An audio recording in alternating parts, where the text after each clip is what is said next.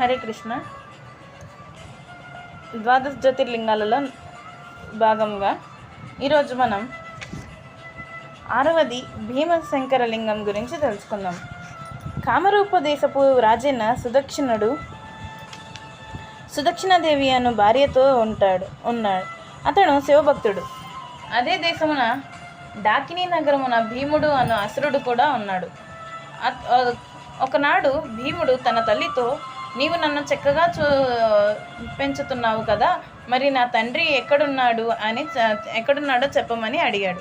అంత తల్లి, నాయన, నీ తండ్రి అగు విరాధుని శ్రీరాముడు చంపాడు.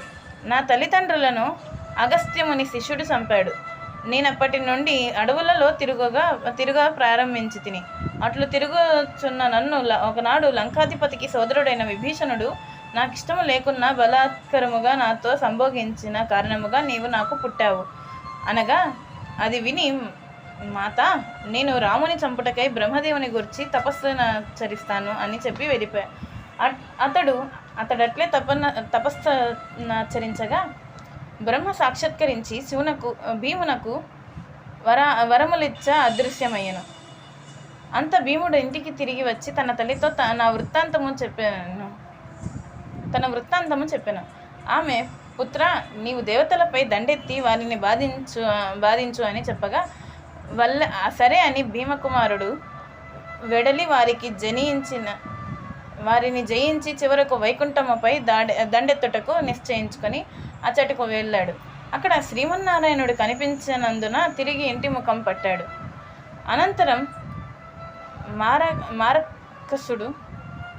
మారకసుడు లెక్కలేనన్ని చెడ్డ పనులు చేయగా మునులను బాధించ ప్రారంభించాడు. భీముడు సుదక్షిణరాజును అతని భార్యను కారాగారంలో బంధించాడు. కారాగారమందు సుదక్షిణుడు భార్యతో సహా పార్థివ లింగార్చన చేశాను. భీమాసురుడు లింగార్చన మాననిచో మీ తలలు నరికెదనని అనగా, సుదక్షిణుడు, రాక్షసుడా, పార్వతీ పరమేశ్వరులు మమ్మల్ని రక్షిస్తారు కనుక నీవేమీ చేయజాలవు అని చెప్పాడు. అంతటా భీమాసురుడు ఉగ్రుడై వారిపై ఖడ్గం విసరగా వారు శివుని ప్రారంభించి గౌరీశంకరులు వారికి ప్రత్యక్షమై వెంటనే భీమాసురుని మిక్కిలి రాక్షసులను మొట్టబెట్టిరి. వేల్పులు సంతసంబున పూలవన కురిపించారు.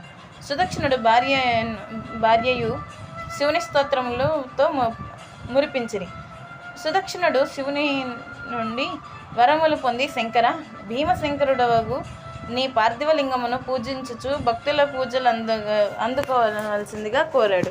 అందుకు అంగీకరించి గౌరీశంకరులు అదృశ్యమయ్యారు. అందువలన ఈ భీమశంకర లింగార్చన చేసినట్టి ఏ భక్తుడైనను ముక్తి లభించి తీరుతుందని సూతుల వారు చెప్పారు.